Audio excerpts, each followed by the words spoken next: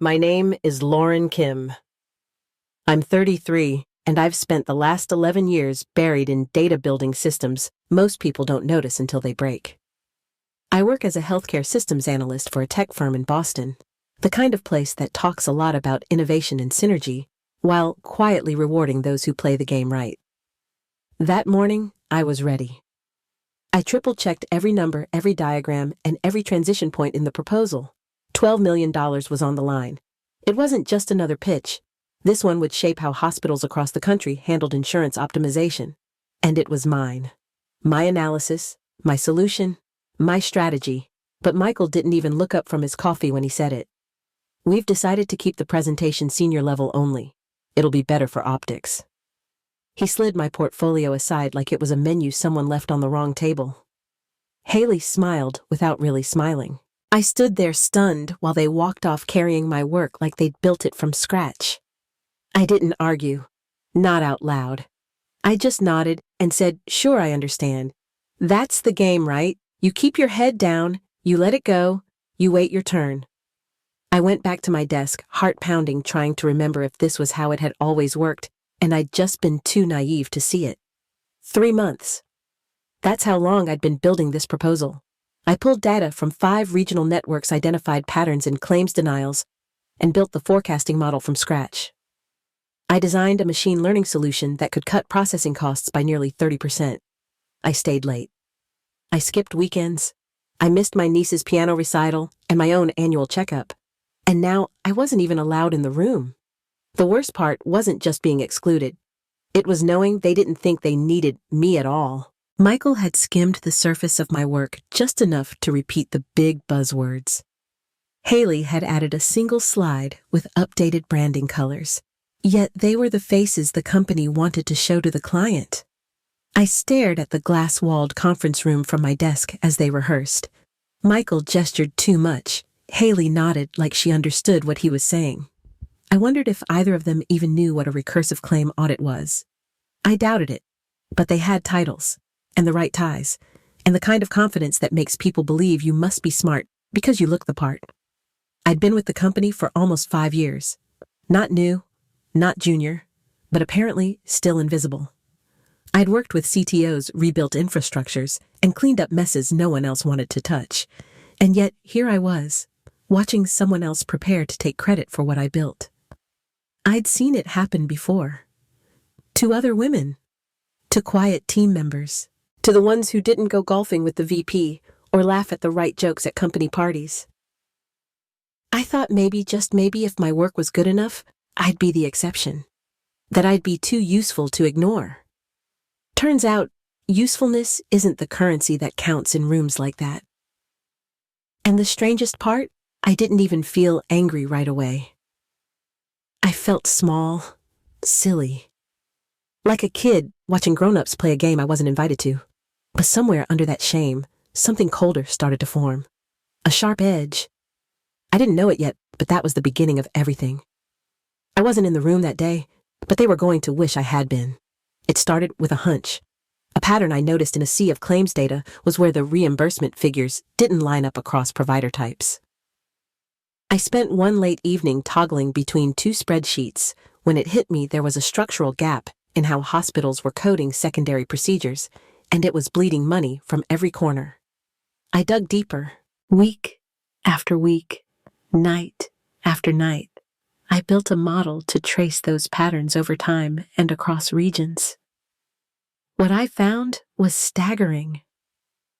The inefficiencies were costing our target client, one of the biggest healthcare networks in the Northeast, close to $11 million annually in unnecessary payouts, delayed claims, and human review overhead.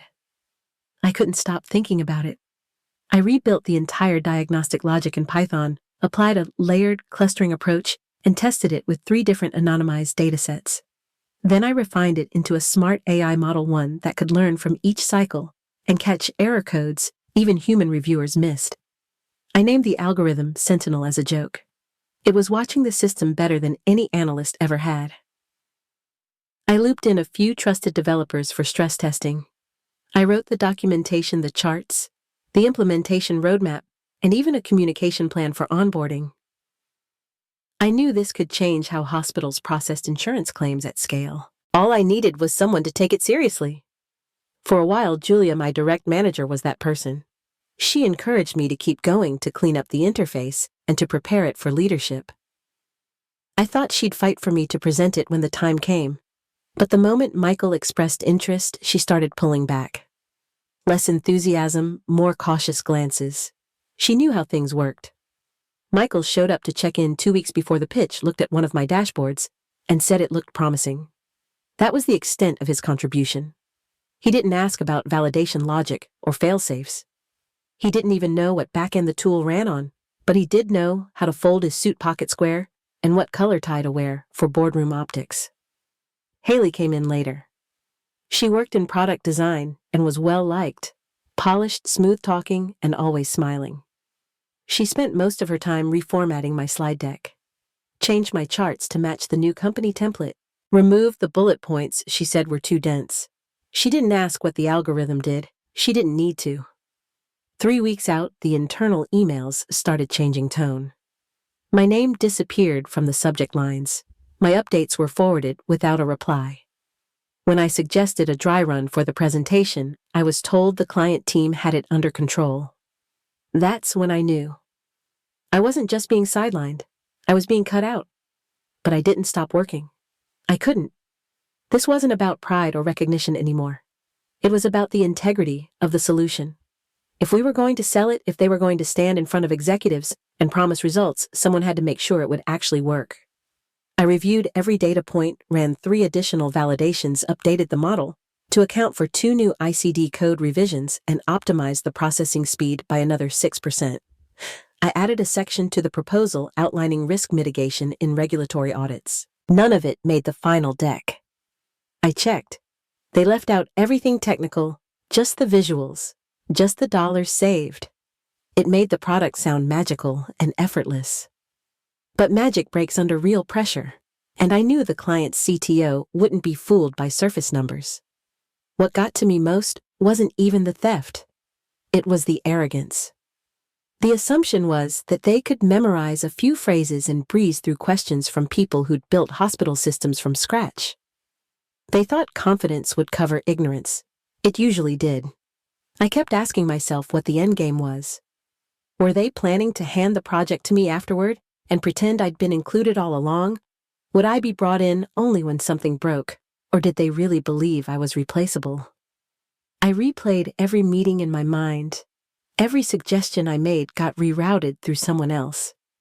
Every late night where I second-guessed if speaking up would hurt more than help. I thought about all the times I'd been told to trust the process. This was the process, and it was broken. So I made a choice. I kept working, but I also started planning. Not revenge, just truth. Truth delivered at the right moment has a way of making noise even in rooms you're not invited into. They were playing a game, but they didn't realize I had my own rules now. 3 days before the presentation, I made a decision that still makes my chest tighten when I think about it. I opened the proposal deck, scrolled to the implementation section, and deleted the most critical element of the system. It was the core of the Sentinel algorithm, the part that made it not just efficient, but bulletproof. It was a 9-layer verification sequence, something I'd built from scratch to handle encrypted claim records without exposing patient data. Without that sequence, the tool looked impressive, but wouldn't work under real conditions. It wasn't written down anywhere else. Not in the documentation, not in the slides, not even in the backup notes Julia once asked me to prepare. I told myself it was a security measure, something to protect intellectual property, to avoid handing out proprietary code like Halloween candy. But the truth was simpler. It was leverage. My insurance policy, a silent reminder that I wasn't optional. I was essential. No one else knew how it worked. Michael had never asked. Haley wouldn't know where to start. They thought they could simplify the technical into a handful of phrases, and that would be enough. Maybe it usually was, but this project wasn't usual. I sat with the decision longer than I'd expected. My hand hovered over the trackpad before I clicked save. I knew the risk. If the client didn't dig too deep, they might never notice. If they did, someone would need to explain. And I'd be the only one who could. I didn't tell anyone. Not Julia, not Raj, not even the dev who helped me pressure test the logic. The absence was subtle. Just enough to raise questions, not enough to look like sabotage. I wasn't trying to tank the proposal. I was making sure it couldn't be stolen clean. In another world, I wouldn't have needed to do it. I wouldn't have been sidelined for optics or stripped out of my own work. But in this world, the one where polished smiles mattered more than precision, I had to leave a mark that couldn't be erased. It was a quiet act, just a few lines of code removed, but it shifted everything. Because now, if they wanted Sentinel to succeed, they'd have to see me, and I was ready. I sat at my desk, coffee gone cold beside me, eyes locked on the conference room beyond the glass. From where I was, I could see every movement, every nod, every gesture. Michael stood near the front with his practiced charm, flipping slides like he'd written them himself. Haley smiled at the right moments, adjusting her posture just so. Everything looked smooth. Too smooth. The client team sat in a neat row. 4 men in dark suits. 1 woman with sharp gray hair and a reputation that made even seasoned execs nervous. That was Angela Torres, the CTO. She leaned forward slightly at slide 17, the one with my risk matrix. I saw her brow furrow just enough to shift the energy in the room. Michael didn't seem to notice. He kept talking. I felt the shift before it fully happened. Her hand went up. A question. Not the polite kind, a real one. Her lips moved slowly, measured. Haley leaned in and glanced at her notes. Michael smiled that tight corporate smile, and then he stalled. I knew that look. He was out of his depth. Angela repeated something more pointed this time. Haley started flipping through the printed deck, eyes darting. Then slowly everyone at the table turned. Not just the client team, my coworkers, Michael. Even Julia, standing near the back, caught the motion and followed it. They were all looking through the glass. At me. My chest tightened.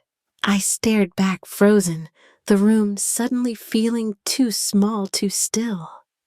A second passed. Then my phone lit up with a single text from Julia. Conference room. Now. I stood, smoothing my blouse with hands that had gone damp.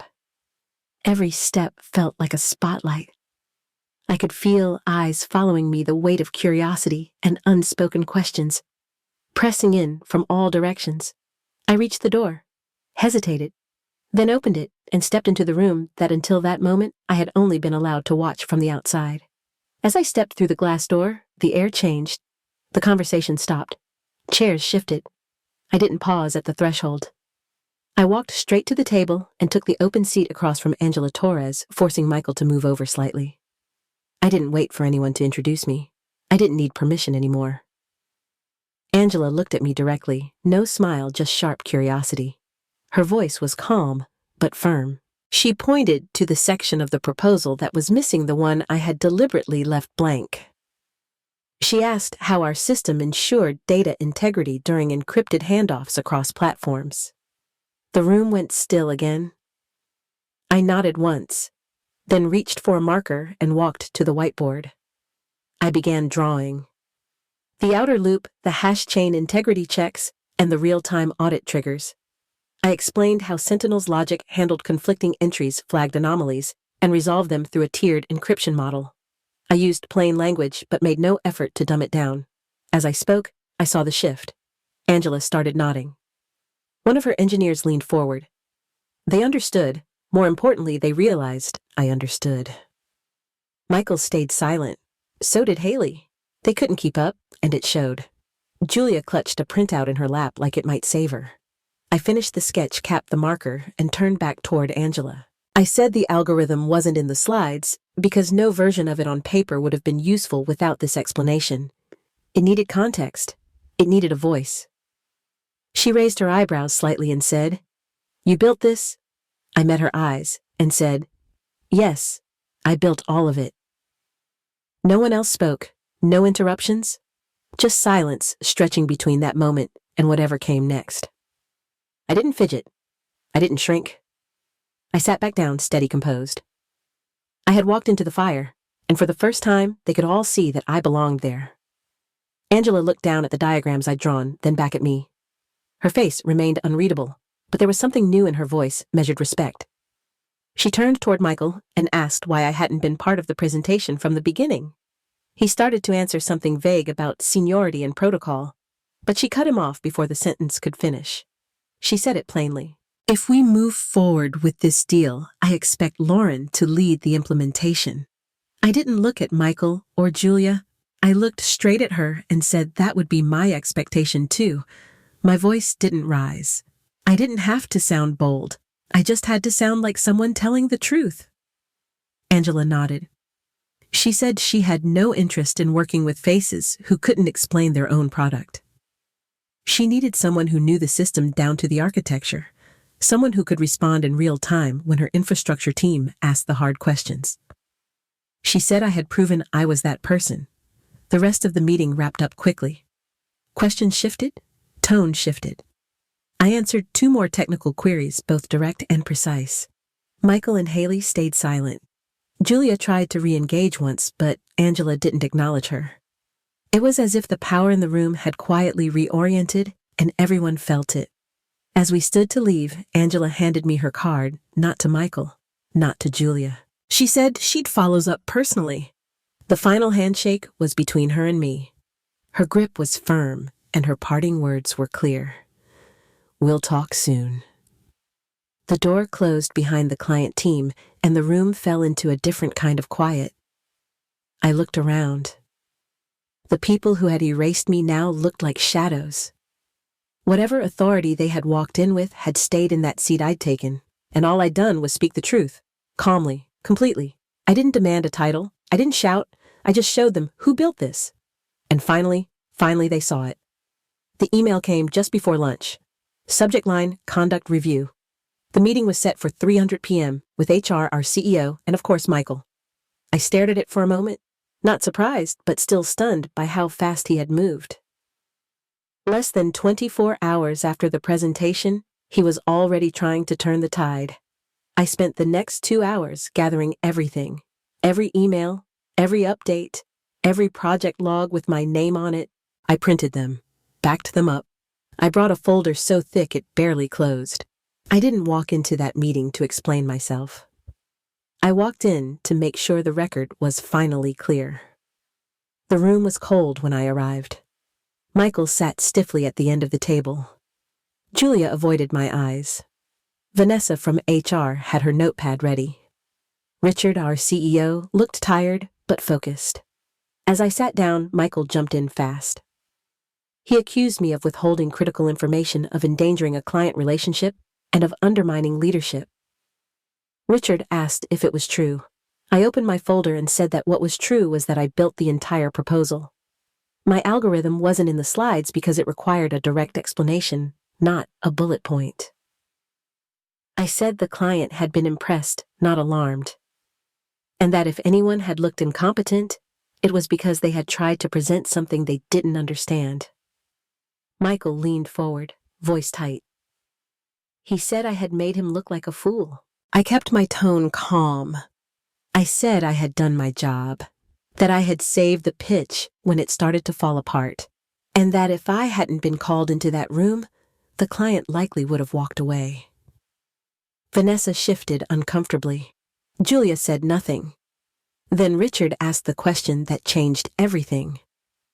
Had the client reached out since the meeting? Vanessa nodded slowly. She said Angela Torres had sent a direct message. She wanted me to be the sole point of contact for all future discussions. Michael went pale. Julia blinked fast as if processing what that meant. Richard sat back and looked at me differently. He asked why I hadn't told anyone about the missing code in advance. I said because I knew I wasn't going to be in the room, and I'd spent too long watching my work get reshaped, diluted, and redirected through people who didn't know what to do with it.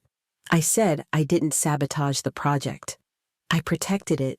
I made sure it could only move forward if someone actually understood it.